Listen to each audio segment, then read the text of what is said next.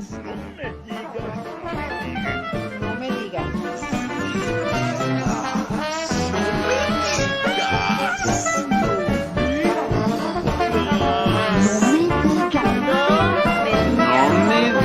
Café con sabor amargo.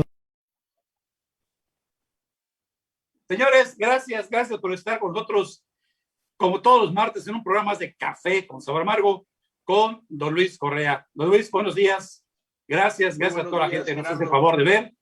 Híjoles, me da mucho gusto, Luis. De verdad que a pesar, híjoles, de cómo mis amigos chairos, se los agradezco, nos bloquean, Luis, de pronto, como que dicen, bueno, señores, la gente quiere ver el programa, ni hablar, y vuelven a liberar. Me da mucho gusto, Luis. Pues sí, qué bueno que ya son menos sensibles a la crítica, un poco menos sensibles a la crítica, aunque yo creo que todavía siguen manejándose de la misma manera, ¿no?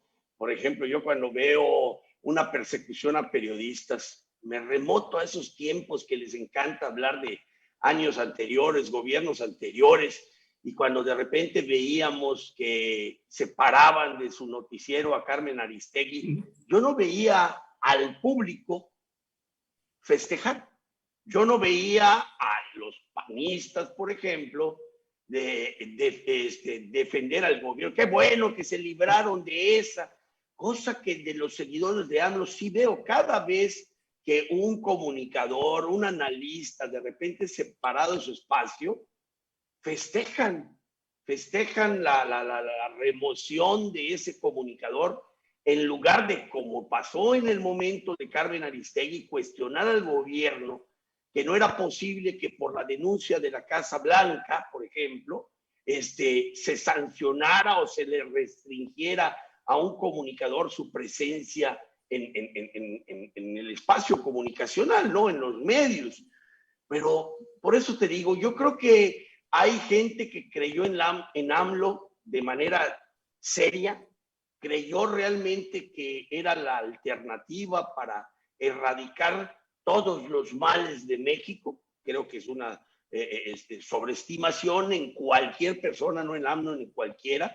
Pero bueno, hay gente que honestamente pensó eso y hay gente que, nada, simple y sencillamente quiere que otros estén. No importa que roben, no importa que estén peor.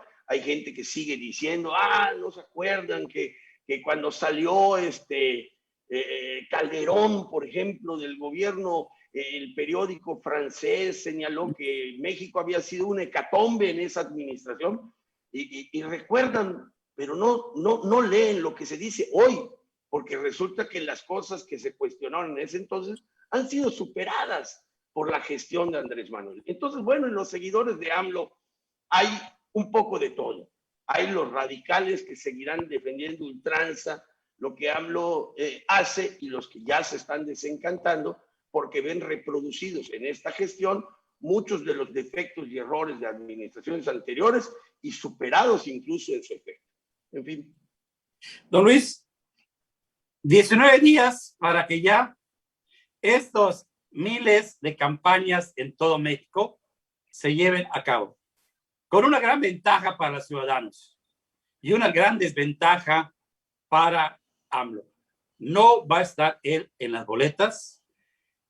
La mala elección de los candidatos de Morena cada día le está perjudicando más.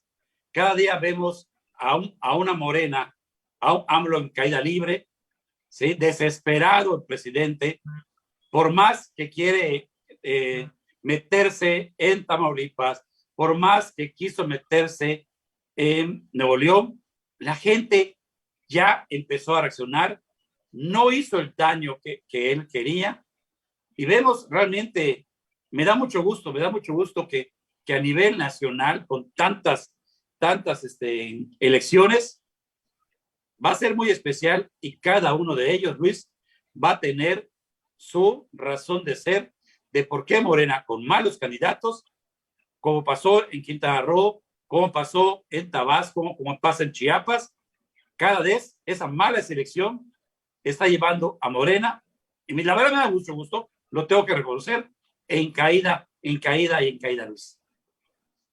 Mira, esta semana que nos dejamos de ver hasta hoy, Gerardo, creo que hay dos intervenciones del presidente muy particulares que pues son dignas de comentar, son dignas de analizar y de ver si es una constante o es un hecho fortuito lo que sucede o lo que ha sucedido en las pasadas cosas.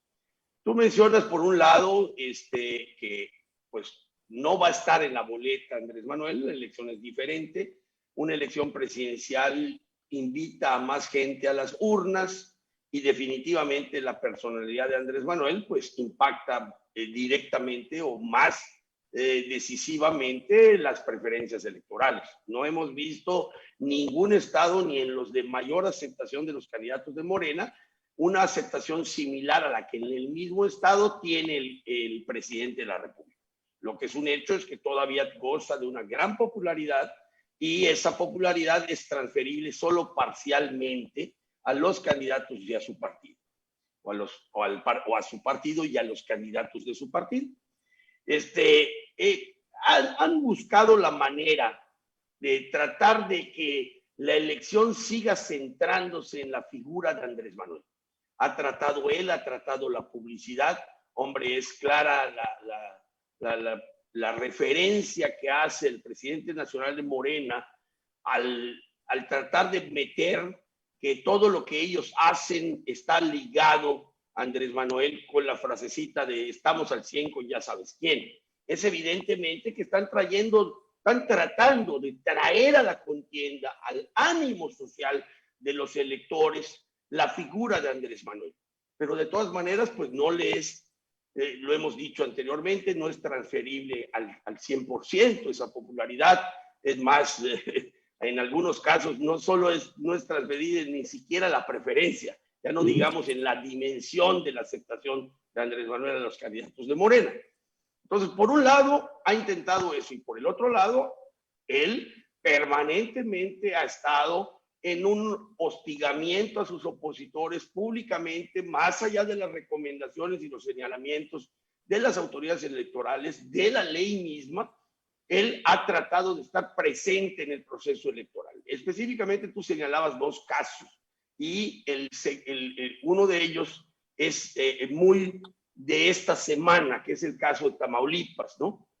Que a pesar de que el Congreso del Estado no validó, ratificó que tiene fuero el gobernador, a pesar de que el Congreso del Estado interpone un recurso ante la Suprema que desecha la Suprema diciendo que no ha razón porque hay una ley que claramente establece que sí tiene el fuero. A pesar de eso, el presidente arremete y de alguna manera le exige o hace que la presión esté sobre la fiscalía para ejercer. O sea, ya resulta que el presidente quiere ser más públicamente en su actitud, más allá que la Suprema Corte de Justicia, y sustituir ese tipo de instituciones en este país e instruir por la vía de la presión social a las autoridades encargadas de la Procuración de Justicia, en este caso la Fiscalía General de la República, para actuar diciéndole no tiene fuero, vayan por él. O sea, ¿esto qué es? ¿Qué es eso de más allá de lo que la ley electoral o las autoridades electorales dicen en el caso de Nuevo León? Él también dice, violan la ley, hay que perseguirlos, no voy a ser cómplice, hay que castigarlos porque eso es fraude electoral. A ver, el presidente de la República está hoy erigido no en un priista de los 60, Gerardo. Yo ya cuando veo estas actitudes, híjole, pues habría que remontarse en la historia a la gran Tenochtitlán, que desde Altiplano se quería dominar lo que se conocía como el territorio nacional. O sea, parece ser que el presidente quiere que no exista una república federal, no sea una unión de estados que se adhirieron voluntariamente. No, él lo que quiere es un gobierno central y que lo que sucede hasta en el último rincón del país sea decidido por la presidencia, por su presidencia de la República, por su poder central. más allá de lo que establecen las leyes, más allá de la actuación de otras instituciones que tienen las facultades específicas para normar y actuar en los diversos casos. Entonces, ahí tenemos un presidente que ante la baja en la aceptación, que ante la embestida que ha recibido por la pésima actuación en diferentes temas, yo creo que a la larga, si viéramos un tema que le está pesando muchísimo, es la pandemia en su conjunto. Si bien ahorita ha disminuido el peso de la pandemia respecto al ánimo del electorado, toda vez que se está en proceso de vacunación y se genera una expectativa más alta que la realidad, porque la vacunación sigue estando en una dimensión muy reducida, pero en el ánimo está más presente que la realidad. A pesar, creo que ese costo, la línea 12 del metro, lo han llevado necesariamente a una ansiedad de incidir, participar más activamente en el proceso electoral. Yo creo que ese es uno de los casos, y el otro caso es su aparición en la mañanera de hoy relacionada directamente con la línea 12 del metro. Oye, Luis, Sí. pero sin embargo, es interesante lo que acaba de decir en cuanto era su participación en un proceso electoral. En periodos pasados, sexenios pasados, cuando un presidente se metía o quería sugerir algo, todo el mundo le caía. Era tremenda los medios, era tremendo la gente. Espérate, oye, no se vale, estás ustedes haciendo trampa. Y ahorita, Luis, yo veo a la gente de verdad como que se lo están tolerando a él. ¿Sí? Mira, la pelea él INE contra él es tremenda por eso. Él piensa de una manera y de alguna manera ha logrado que sus seguidores actúen de la manera en que él piensa. ¿A qué me refiero con esto antes de entrar a la línea 12? Específicamente a la actuación de hoy del presidente en la mañanera. A que para él todo se justifica en aras de lo que él quiere hacer. Todo se justifica en aras de lo que él piensa. Entonces resulta que hoy hay que callar al que se oponga. Hoy puede morir gente y no importa porque su 4T tiene que seguir. Si tiene que pasarle encima a las instituciones del país, llámese INAI, INE o Suprema Corte de Justicia o poder en los estados o la Constitución, la Constitución de República Federal, la Constitución como conjunto de normas, o etcétera, etcétera. Eso no importa. Todo se justifica. Acuérdense que es el presidente del que la pandemia le cayó como anillo al dedo. O sea, en aras de lo que él piensa y cree, todo se vale. Todo se vale, así sea un atropello al México que conocemos, así sea al México de instituciones, así sea al México de normas, de leyes que regulan la convivencia pacífica entre los habitantes de esta tierra. No importa. Bueno, pues en esa misma línea de pensamiento están muchos de los seguidores de Andrés Manuel.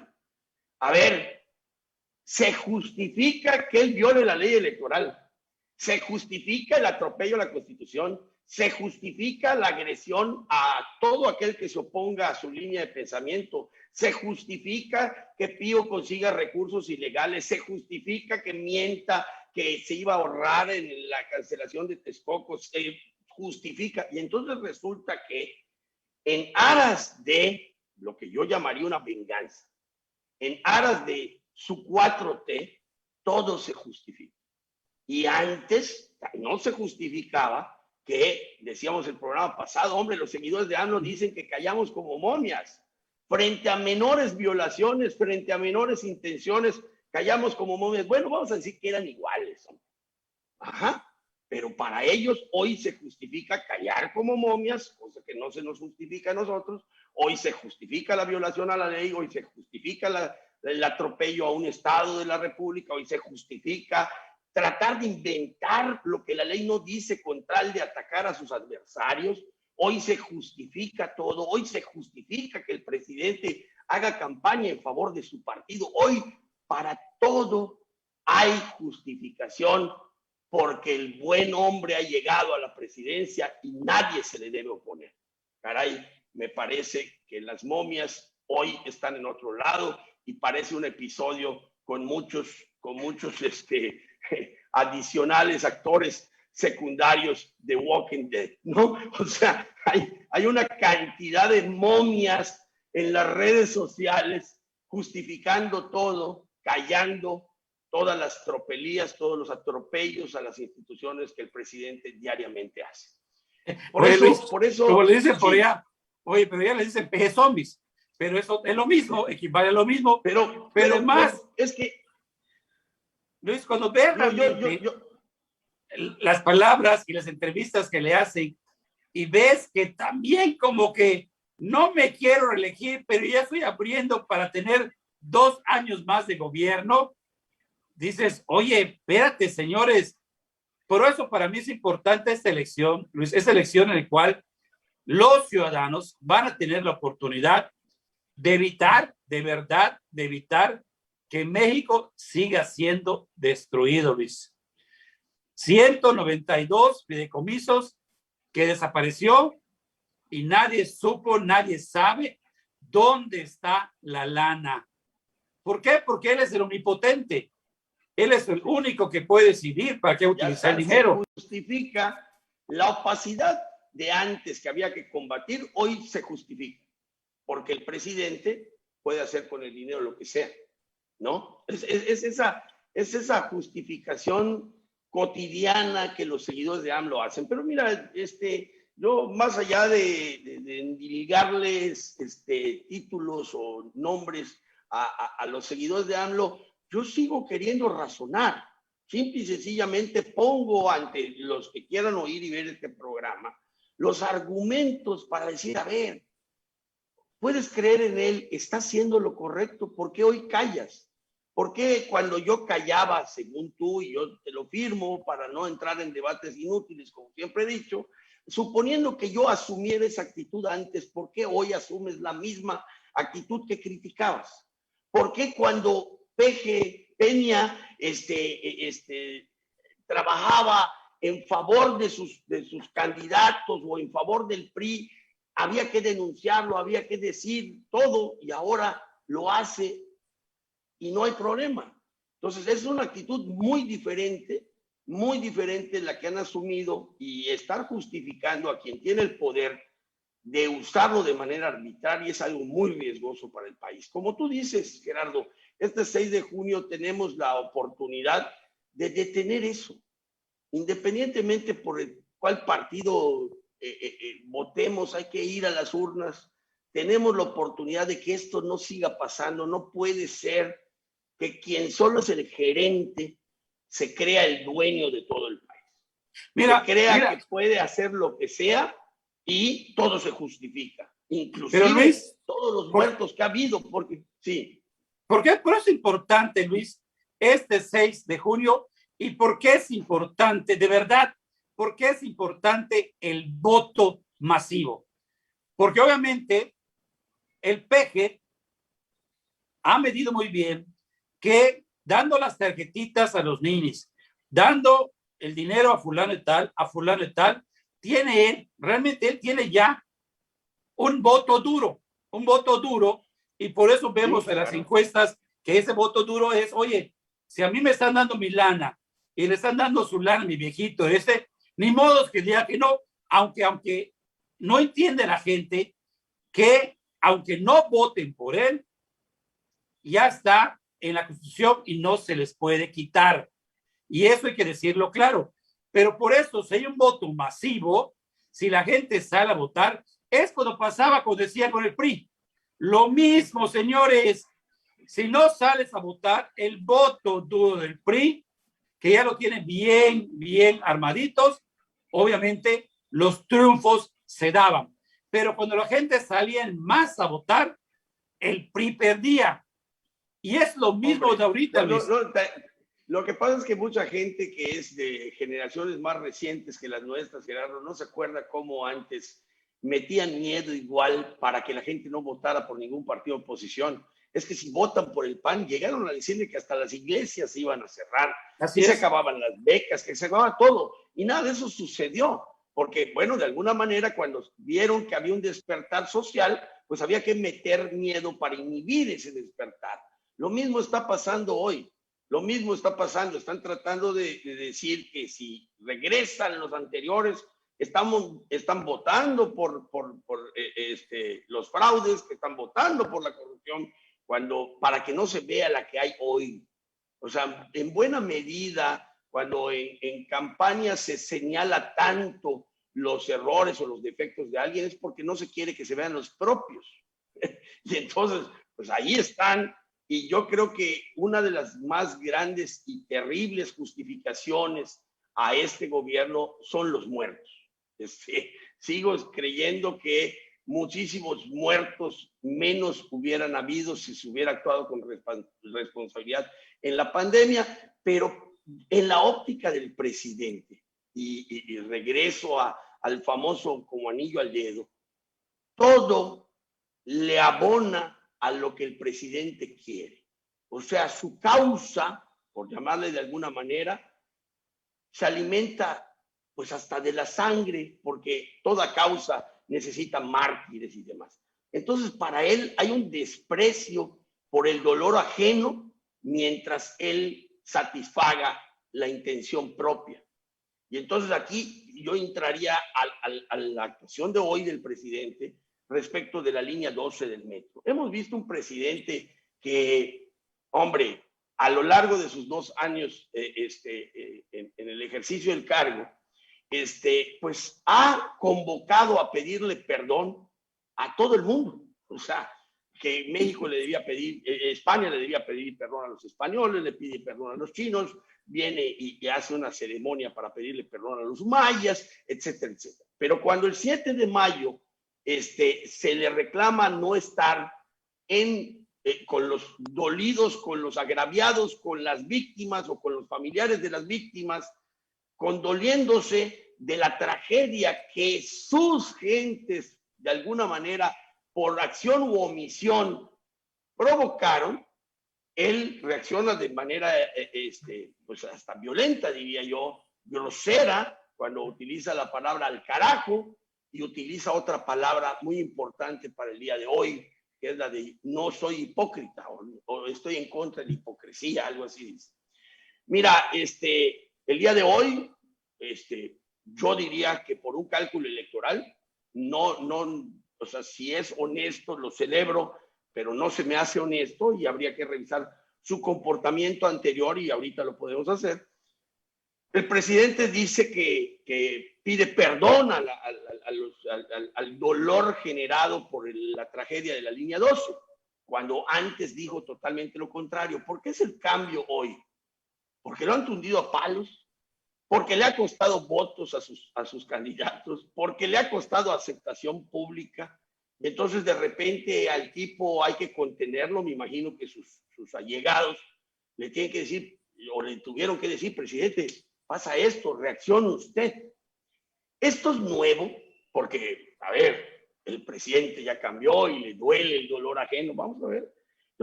Ahí me recordaba hoy, antes de este programa, Gerardo, un programa que hicimos hace algunos meses, donde yo comentaba de la famosa tragedia de Aberfan en el país de Gales, en Reino Unido, que se dio en 1966 cuando un amontonamiento de cascajo de la mina tuvo un deslave y enterró una parte del pueblo y específicamente la escuela, donde murieron muchos niños, 140 y pico personas murieron. Fue aproximadamente a mediados de los 60. Y comentaba en ese programa que la reina originalmente no va a Aberfan. No se le hace necesario apersonarse al lugar de la tragedia a condolerse. Ella no llegó a decir, sería una hipocresía de mi parte, no llegó a eso. No llegó a decir al carajo, esas son actitudes del pasado. No. Nada más no fue. Y resulta que, pues con los días siguientes, le empezó a costar a la reina no haber ido. Y después, pues decidió ir. Y pues, cuentan distintas versiones de que en realidad sí sentía el dolor antes, de que se arrepintió de no haber ido oportunamente. El caso es que el primer ministro, se sabe, que le pide a la reina que vaya a Aberfan a tratar de contener el disgusto social que su ausencia en una zona de tragedia y dolor había generado. No sé si te acuerdas ese programa. Metimos ese pasaje de la historia del Reino Unido, de la Gran Bretaña, y con la reina que todavía sigue siendo, porque habían inundaciones en Tabasco. Y el presidente no había ido a su tierra natal a condolerse de aquellos que estaban pasando un momento trágico que él había decidido, por cierto, que su gabinete decidió inundar las zonas más fregadas del estado de Tabasco. Yo explicaba en ese entonces que por no sobreinundar las zonas donde se está construyendo la refinería de Mopas. Pero bueno, independientemente por qué se inundó, el lugar de tragedia de los mexicanos, para Andrés Manuel, no se justifica su presencia. Yo diría que hasta le da asquito, ¿no? Como dicen. ¿Por qué? ¿Por qué será esto? ¿Por qué el lugar donde hay dolor humano en México, el presidente que se dice de los mexicanos, que se pertenece al pueblo, en ese momento no quiere estar con el pueblo? ¿Le parecen desechables los mexicanos? ¿Son totalmente un artículo de utilidad para su causa? ¿La muerte de mexicanos no le es importante? Yo creo que algo de eso debe haber, porque yo no creo que sea importante si se moja los zapatos, después se los cambia, ¿no? Yo creo que no hay gasto, llamémosle así, de estar con mexicanos que están dolidos. La sola presencia a veces del mandatario, pues alivia en buena medida el dolor, porque pone en contexto el compromiso de la autoridad por hacer por los dolidos lo más posible para que el alivio llegue pronto y llegue en las mejores condiciones. El presidente no va a esas zonas de dolor porque no siente ese dolor, porque no siente ese compromiso, antes siente la necesidad de justificar a sus allegados, a sus empleados, a sus subordinados, que son los responsables de inundación y de tragedia del metro. Antes siente la necesidad de justificarlos que decirle a un mexicano, estoy contigo si estás padeciendo algún dolor. Entonces, aquí la actuación de hoy del presidente, ¿qué es? Esa hipocresía que el 7 de mayo dijo detestar, ¿es realmente una honesta solicitud de perdón o es solo un montaje de control de daños electorales? Porque su actuación al respecto definitivamente no tuvo ni siquiera en los defensores de AMLO una situación favorable. A lo único que atinaron fue a tratar de cuestionar a los comentaristas, a los críticos, a los analistas, a los informadores, a los comunicadores.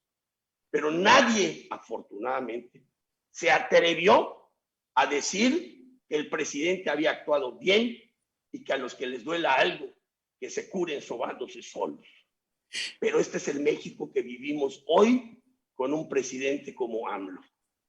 Y en un ratito tenemos una elección para ver si queremos seguirle abanicando para que siga haciendo con este país lo que le da la gana, o de alguna manera le lanzamos una buena señal, porque ya basta de que siga burlándose del dolor de México. Por eso, Luis, 19 días para que de verdad los ciudadanos salgan a votar en forma masiva, de veras, y que no pase como pasó cuando ganó Cedillo, que por levantamiento de la N, la gente tuvo miedo y no solía votar, y ganó el presidente Cedillo. Y son las mismas condiciones que veo. Veo ahorita realmente a un presidente que obviamente le conviene meter miedo porque tiene asegurado su voto duro. Pero Luis, por más que ves, dice que voto duro de él, cuando aterrizo acá en Yucatán y aterrizo aquí en Mérida, y cuando veo, dice que un senador, Ovidio, se presenta en una rueda de prensa y que te dice, oye, vamos bien en Mérida, estamos en un empate técnico, y los medios de comunicación le preguntan y le cuestionan, oye, qué bueno, ¿dónde están los datos? ¿Dónde está esa información? ¿Qué metodología aplicaron? ¿Qué encuestadora fue? Y él te dice, no se preocupen, confíen en nosotros. Más adelante se los vamos a dar. Hagan su chamba. O sea, oye, por favor, pero no sean gachos, ¿eh? No sigan diciendo que somos malos, que no hubo un proceso democrático. Por favor, aquí estamos. Luis, esto es realmente Morena y ese ejemplo pasa acá y en todos los estados. Resulta que en Mérida estamos en un empate técnico, Luis, ni más ni menos. ¿Cómo ves? En primer lugar, entre el segundo y el tercer lugar.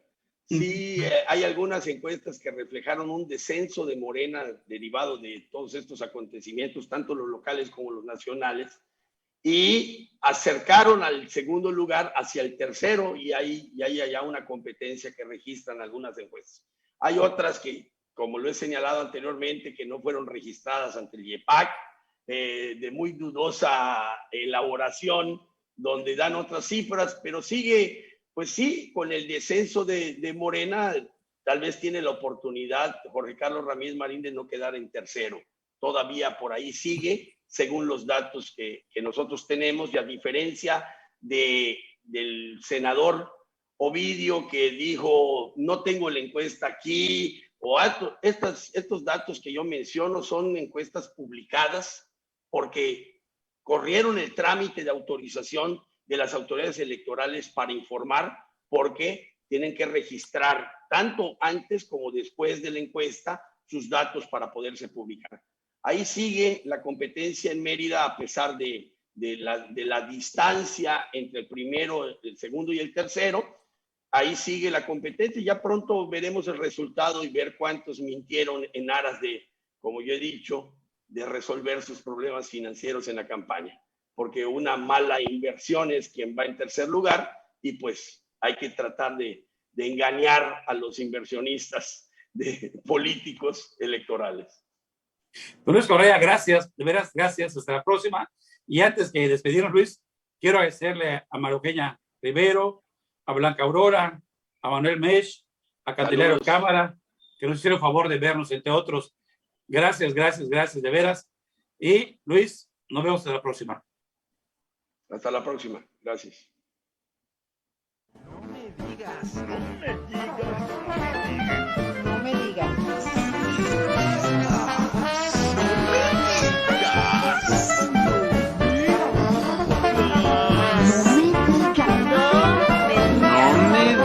Café con sabor amargo.